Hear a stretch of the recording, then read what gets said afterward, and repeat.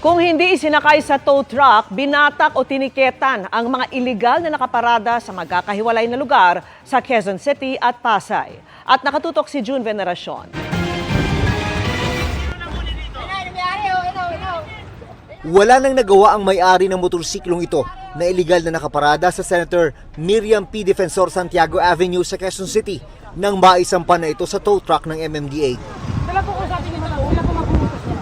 Maswerte pa maski papano ang iba dahil inabutan pa nila sa kalsada ang kanilang motorsiklo kesa naman sa impounding area pa nila puntahan. Pero hindi naman sila ligtas sa violation ticket na 1,000 pesos ang multa.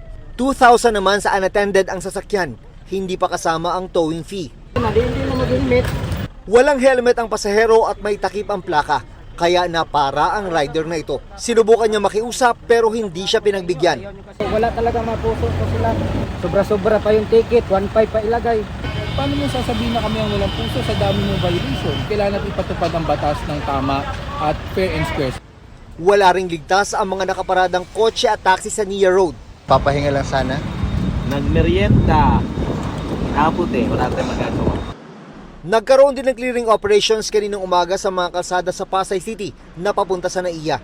May nahatak na jeep. Tiniketan pati mga nakaparada sa harap ng isang fast food branch. Budgetan lang sir. Magkano kaya? Okay yan.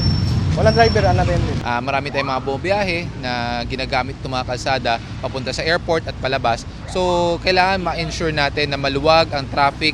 Nasa mahigit 150 ang natikita ng MMDA ngayong araw. 35 na sasakyan naman ang natow. June Veneracion, nakatutok, 24 oras.